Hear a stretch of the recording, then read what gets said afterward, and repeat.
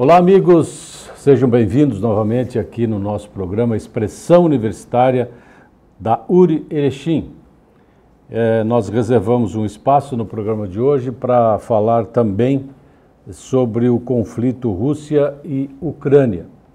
E para nos detalhar mais, analisar essa situação toda, nós convidamos a professora Luciane Gressana, que é professora de História e Sociologia, especialista em Sociologia e mestre em História pela PUC. Atua como professora da Escola de Educação Básica da nossa universidade também. Professora, obrigado por ter aceitado o nosso convite e estar reservando um pouco do seu tempo para esclarecer um pouquinho mais a nossa comunidade a respeito dessa, eu diria, triste situação mundial que está ocorrendo nesse momento já há mais de uma semana entre Rússia e Ucrânia. Verdade. Bom, né, eu não sei, acho que a maior dúvida das pessoas, pelo menos aqui, me interpelam o tempo todo, é quais são as reais causas desse conflito. Pois é, então vamos... Então, assim, dá para elencar a grosso modo, claro, porque com o passar do tempo a gente detecta outros motivos, então tem que deixar amadurecer a situação. 4 causas, né? Então, às vezes eu até coloco em slides para os meus alunos, para eles perceberem bem ali 4 causas bem visíveis desse conflito, né? A primeira questão que salta aos olhos, embora a mídia, de modo geral, ela fale mais do problema diplomático-militar, mas a primeira questão, para quem está estudando, quem conhece um pouco da geografia ou dos conflitos típicos dessa região, desde o final da Segunda Guerra Mundial, é justamente essa questão econômica. Tá? Então, assim, a Ucrânia é um país extremamente importante naquela região. Ele tem uma extensão territorial muito significativa e, economicamente, se a gente pensar a produção da Ucrânia, ela se destaca em todos os países referentes a Lituânia, Estônia, República Tcheca, né? Então ela tem uma preponderância econômica significativa e recursos naturais, reservas naturais bastante proeminentes, como por exemplo, né, petróleo. Outra coisa, reservas de gás natural, que hoje em dia a questão do gás é muito importante para a Rússia porque ela é o maior exportador para a Europa de gás. Né? Então, a Europa depende mais de 40% do gás que chega na Europa, e aí a gente pensa assim, gás é só para cozinhar? Não, é para tudo, porque é uma energia fóssil e ela é usada em calefações, em indústrias, extremamente importante. Então, 40% ou até mais que 40%, dependendo das épocas, chega na Europa só da Rússia. Então, isso é uma questão extremamente importante. Outra coisa, os gasodutos que passam e oleodutos que passam pela Ucrânia. E a Ucrânia, além disso, ela tem 2 usinas nucleares extremamente potentes. Uma das mais bem equipadas usinas nucleares estão aí na região central, não é Chernobyl, mas na região mais ao sul da Ucrânia, né? E, inclusive, ontem foi bombardeado e começou a pegar fogo, não propriamente a usina, mas os arredores da usina, né? Então, já alertaram que qualquer catástrofe nesse sentido vai ser 10 vezes maior do que a catástrofe de Chernobyl. E outra questão que a gente tem que parar para pensar, titânio, mercúrio, ferro, que mais? Carvão, que é extremamente importante, e aí vocês pensam assim, mas a Rússia é enorme, ela tem minas, só que boa parte do território russo, ela está coberta por gelo, então extrair esses minerais dessas regiões é muito difícil. E na Ucrânia, outra coisa que pensa muito Putin é que durante muito tempo a Ucrânia fez parte da União das Repúblicas Socialistas Soviéticas. Então, boa parte dessa infraestrutura referente à extração de gás e extração de petróleo e minerais do território ucraniano vem da organização da própria Rússia, que era a diretriz centralizando o poder da União das Repúblicas Socialistas Soviéticas. Então, o que o Putin, quando olha para a Ucrânia, vê? Boa parte da infraestrutura que fez o progresso da Ucrânia veio da Rússia.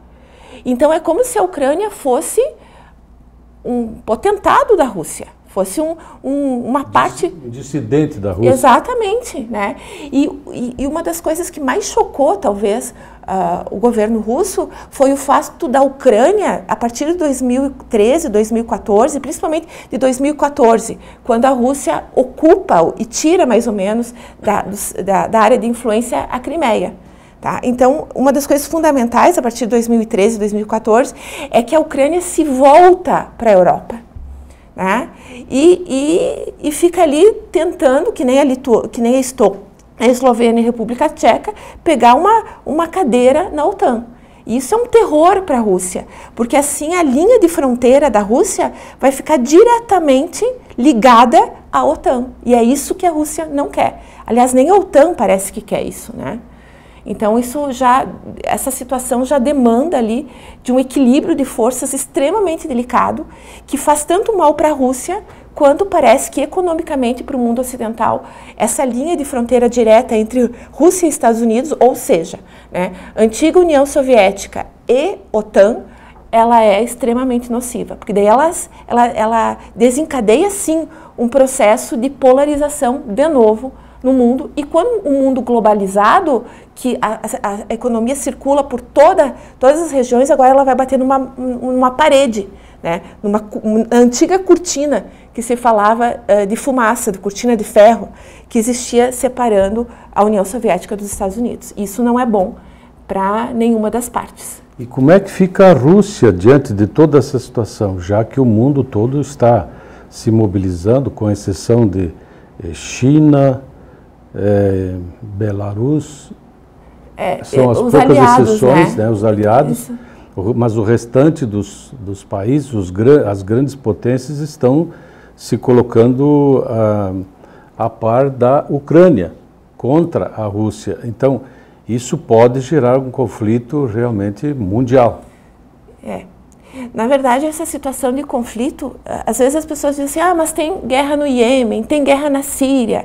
Bom, mas a guerra no Iêmen e a guerra na Síria, o problema ali do Iêmen com a Arábia Saudita, não toca o elemento que diz respeito à economia mundial, a circulação das maiores economias do mundo, dos produtos da maior economia do mundo. Então, não são problemas nevrálgicos. Mas na Síria sim. Bom, a Síria é um outro contexto que está muito vinculado ao Oriente Médio e é muito delicado, né? A Israel e o Oriente Médio. Mas a Ucrânia, ela é um corredor, inclusive territorialmente, é muito difícil explicar isso quando a gente não tem um mapa na nossa frente. Mas se vocês imaginarem o mapa e olharem para a Ucrânia, vocês vão perceber que realmente ela se estende, faz uma ligação direta, né, entre a Europa e a Rússia. E ela é um ponto ali importante, porque ela de certo modo, ela tem um domínio do Mar Negro. Né? E o Mar Negro é uma das coisas que visa a Rússia. A Rússia quer passagem total pelo Mar Negro. Né? E por que isso? Porque a OTAN já está ocupando uma parte ali dos aliados, ocupando um território mais a oeste do Mar Negro. Então a Rússia não quer isso. A Rússia quer o Mar Negro para ela. Mas por que o Mar Negro é tão importante? Porque ele faz ligação com o Oriente Médio.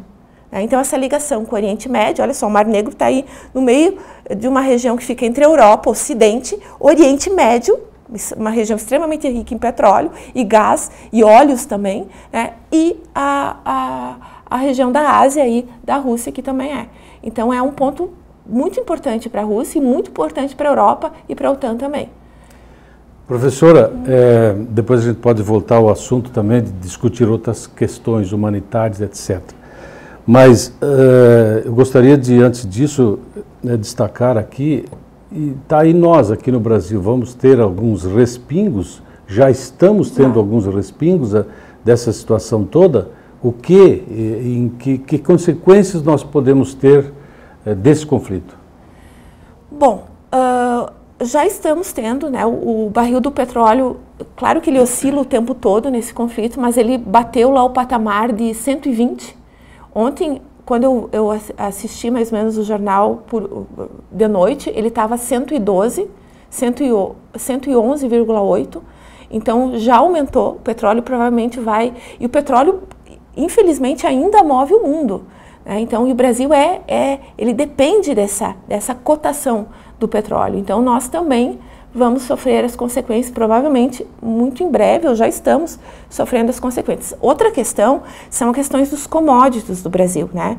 Nós temos, principalmente na agroindústria, esse produto agrícola que a gente tem autossuficiência de soja, mas a gente não tem de trigo, né? Então a gente ainda depende da Rússia para o trigo chegar aqui e se manter estável no mercado. A gente acha assim, o Brasil come arroz e feijão. Na verdade, o que o Brasil mais consome é trigo.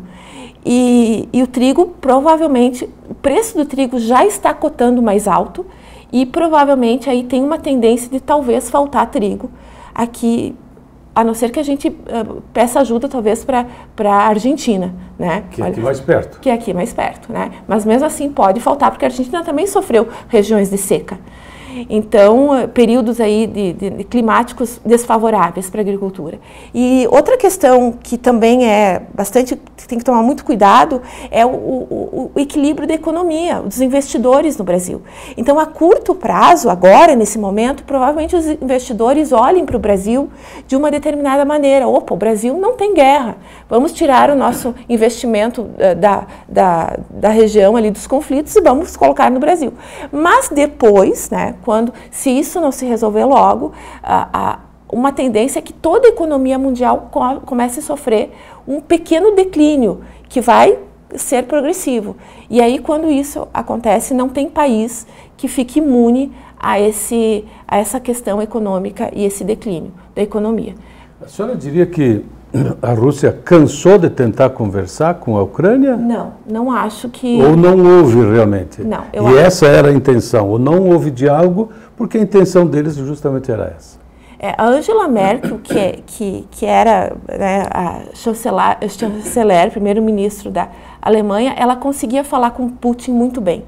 Ela falava a língua da Rússia, ela era de cultura, parte da família dela era de cultura russa, e ela conseguia se entender muito bem com Putin. Agora, quando ela saiu, né, trocou o governo e ela se aposentou, a estratégia de comunicação da Europa com Putin, ela sofreu um baque fantástico. Então, aquilo que nós tínhamos como uma representante europeia do Ocidente, nessas negociações com Putin, nós não temos mais. E aí vem os Estados Unidos, e até os Estados Unidos depois se retirou, porque ele viu que nessa relação de comunicação diplomática não deu certo essa linha diplomática com Putin. Então, o presidente Joe Biden resolveu se retirar e deixar a responsabilidade mais para o presidente da Rússia e para o primeiro-ministro da Inglaterra, né, mais próximos aí da região. Então, tentando costurar diplomaticamente esse diálogo, mas não foi possível evitar a invasão. Tem mais uma questão que eu não consegui explicar, mas a invasão da Rússia não começou agora. Ela já vem desde a tomada da Crimeia em 2014. E a Rússia vem implementando grupos de cultura russa, dando incentivo para esses grupos tomarem regiões importantes.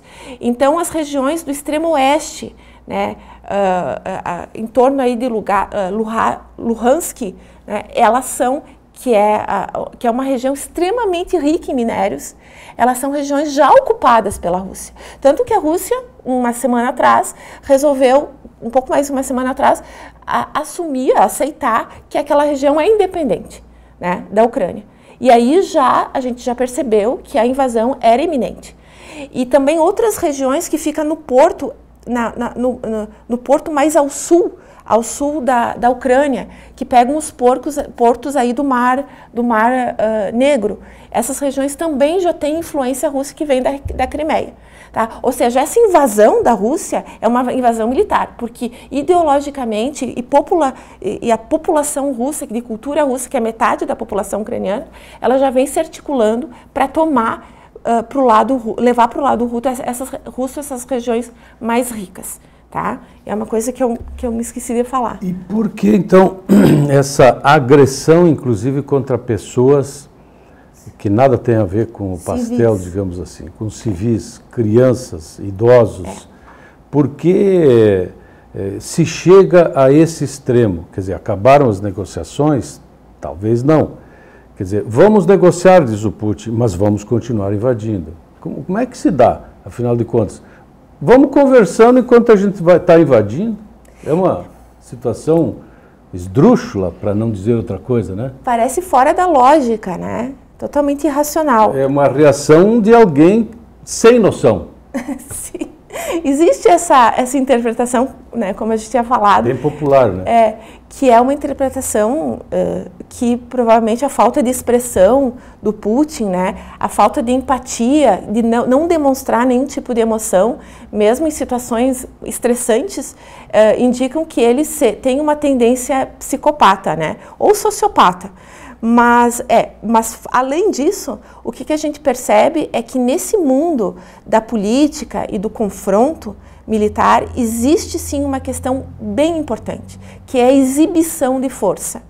Se vocês pensarem na natureza, né, os animais fazem isso, né? Eles brigam para exibir, se mostrar lá para as fêmeas que ele é o melhor partido. E a mesma coisa que está acontecendo mais ou menos na Rússia. A Rússia está desfilando com todo o seu poderio, e não só poderio de artilharia bélica, principalmente ele está usando uma espécie de política muito precisa. Quando invadir a Rússia? E ele se prepara, ele invadiu a Rússia, a Ucrânia no momento certo, tá? Então ele manda as tropas se moverem no momento exatamente certo, pegando aí determinadas situações mundiais que possibilitam essa invasão, né? Forçando sempre esse equilíbrio e permitindo sempre a diplomacia. Nunca vedando, ele nunca encerrou a discussão diplomática, mas ele usa esse poderio bélico para justamente facilitar o diálogo e estimular ainda mais o diálogo. Ele quer mostrar força, né? E ele quer mostrar inteligência também, que ele conhece bem as estratégias, e ele se preparou desde 2013 para essa invasão. Então ele está antevendo tudo que o Ocidente está organizando. Ele está antevendo, por exemplo, o bloqueio econômico, tá? Então tanto que ele se preparou para isso. Claro. Até quando, não sei. Para isso ele vai se alinhar à China. Ele tem uma fronteira, a Rússia, grande com a China. Então a China vai, de certo modo, minimizar esse bloqueio econômico. Tá? Porque a China convenceu ele de fazer isso depois das Olimpíadas de Inverno. Mas ele não conseguiu, mas estão dialogando. A China está por trás disso. O que existe é um reequilíbrio de forças entre dois polos muito importantes, a China de um lado e a Rússia, e do outro lado os Estados Unidos e a Europa. Tá? Então ali, por isso que esse conflito ele é fundamental para deslindar essa fronteira do que vai ser o mundo dominado por um e dominado por outro. E na sua opinião, por que as outras potências mundiais, tipo Estados Unidos, Inglaterra, França, a França que parece que o Macron ainda consegue conversar com os dois, sim, talvez porque ainda entende a linguagem deles, mas as coisas estão um pouco quietas, ou seja, o torniquete está apertando, mas economicamente só, atingindo bancos, russos, etc. Mas ainda eles não entraram na guerra propriamente dita. Será que é por medo, por prevenção? Eles não, me parece que, claro, não existe vontade do restante do mundo de entrar num conflito, numa nova guerra mundial mesmo. O que a gente percebe é que a Europa e os Estados Unidos estão muito cautelosos. A OTAN, inclusive, já assinalou que a Ucrânia não vai entrar na OTAN, né? Então isso já sinalizou, né? Que provavelmente não vai, para diminuir um pouco a velocidade da invasão, porque a invasão ela é bem pensada, mas ela diminuiu a velocidade, né? Ou seja, Kiev está cercada. Agora, né, poderiam já ter tomado Kiev, mas as tropas estão estacionadas, só aguardando. Né? Então, o que nós percebemos hoje é que a França, a Inglaterra, os Estados Unidos e a OTAN não querem um conflito direto. Justamente por causa da capacidade da Rússia, inclusive do próprio Estados Unidos, tem ogivas nucleares, e um conflito realmente pode ser catastrófico. E economicamente, para o mundo todo, essa guerra não é boa. Então, quanto mais cedo ela acabar, ou não é só uma questão de acabar, é de chegar ao entendimento, ou seja, equilibrar os pratos na balança, melhor. Só que as exigências da Rússia são muitas, as exigências. Ela quer que retirem as tropas dos aliados da OTAN, que já estão na OTAN, que é a Estônia, Lituânia, Polônia. Então tem que retirar todo o arsenal militar. E esse arsenal que foi colocado da OTAN lá. E ainda tem que dar um monte de prerrogativas sobre a influência em determinadas regiões que já são independentes. Então fica extremamente delicada essa negociação com a Rússia, ainda mais com Putin, né, que está incumbido desde 2013 da missão de retomar aquilo que a União Soviética tinha investido nesses antigos parceiros. Né. Existe um aspecto aqui que eu vejo, além do cerco econômico na Rússia, congelando contas, retirando muito dinheiro dos multimilionários russos espalhados pelo mundo aí, especialmente nos Estados Unidos. Está havendo uma convenção esportiva mundial retirando e congelando literalmente as atividades esportivas, especialmente as que iriam acontecer na Rússia. Isso pode dar resultado? Eu acredito que sim. Talvez não agora o resultado, mas a um médio prazo, mais um pouquinho, a própria população vai começar a sentir. Já falaram ontem mesmo que vários jornalistas que eles não conseguem usar nenhum cartão de crédito, né, e os jornalistas estão indo nos bancos para retirar dinheiro e não estão conseguindo retirar dinheiro. Né, então está uma corrida para os bancos, tem fila em tudo que é lugar, na Rússia, no supermercado, nas farmácias, né, então está acontecendo ou seja, a população está sentindo. E também eles estão retirando os cineastas, né, que vão concorrer a prêmios, eles estão impedindo esses cineastas, que às vezes até fazem filmes fazendo crítica contra Putin, mas mesmo assim eles estão sendo impedidos de inscrever seus filmes nos concursos e a situação provavelmente a médio prazo vai piorar, sim, por pressão. Eu acho que por pressão popular. A população urbana não é a favor de Putin. A maioria da população urbana. O problema é que a Rússia ela não é só a população urbana, né?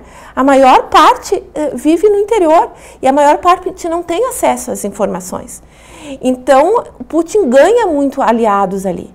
Mas quem mora em cidade, vê e está bem informado com isso, vê o que acontece na política internacional, realmente não é favorável a Putin. Então, talvez nesses setores, ele já está sofrendo ali uma pressão para... Agora, ele vai resistir, né, gente? Não é assim de uma hora para outra. E aí eu vejo que as pessoas dizem assim, mas prof, agora é a guerra, né? E agora? Ah, mas guerra é isso, né? A gente tem que esperar para ver o que vai acontecer, mas os soldados não vão lutar um contra o outro. Não, isso é uma guerra do passado, né? Hoje se tem mais guerra de artilharia, né? Então não vai ter corpo a corpo. E isso é pior, essa guerra de artilharia, porque tem bombas com várias tecnologias destrutivas. Mas a gente tem que ter paciência, observar e esperar, né? Professora, acredito que na sua história como professora nunca foi tão assediada como atualmente para dar essas explicações, não apenas para a imprensa, mas com relação aos alunos e os próprios colegas professores, que me parece que todos estão ávidos de aprender sobre essa situação como um todo. É um ponto positivo, digamos assim, de um conflito desta natureza, ou seja, a partir disso nós conseguimos entender melhor, porque na normalidade não há tanto interesse das pessoas. É uma forma mais fácil, digamos assim, deles aprenderem em sala de aula? Sim, eles vêm com muita sede, né, de informações. Eles têm informação, só que eles não têm o conhecimento, porque às vezes não basta, né? Às vezes a gente tem um monte de dados na cabeça, mas a gente não entende o porquê, os motivos. E eles têm a informação e os alunos, os pais dos alunos, acho muito interessante, né? Até um senhor lá que cuida dos carros me perguntou, prof de história, o que está acontecendo na Ucrânia? sabe? Muita gente me interpela, me pergunta, e isso está aflorando esse interesse de estudar, ver o mapa, observar, e é uma coisa muito positiva, porque eu sempre me sentia meio excluída, né, dessas questões como professor de história. História, geografia, a gente torce o nariz. Agora não. Agora não, agora tá todos os professores me perguntam, né, de outras disciplinas, e a gente vai tentando explicar um pouquinho, né, um pouquinho aqui, um pouquinho lá, ajudando esse pessoal. Mas estou me sentindo bem até. Tá bom, professora. Nosso tempo terminou, esse é um assunto que poderemos conversar com a senhora novamente daqui a um tempinho, mesmo que o conflito termine, porque daí a gente vai ter outras informações, enfim, vamos recuperar o tempo perdido daí. Professora Luciane Gressana, grato pela sua atenção em nos atender esse pedido, acredito que foi bem esclarecedora essa pergunta, essa entrevista, e acredito que as pessoas aí em casa tenham tido uma noção mais clara da situação que nós estamos vivendo atualmente. A você aí em casa que semanalmente nos prestigia, o nosso abraço, nosso muito obrigado, uma excelente semana a todos.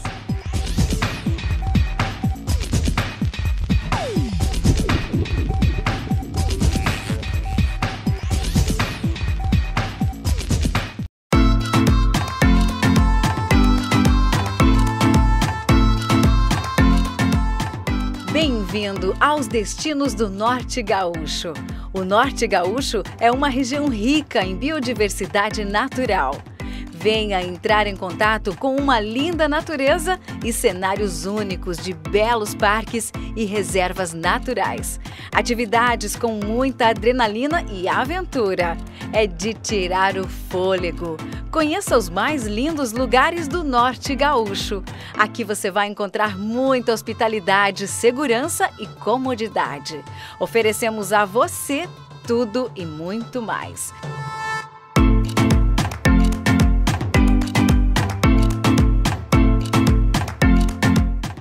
Venha nos visitar. Acesse www.destinosnortegaúcho.com.br.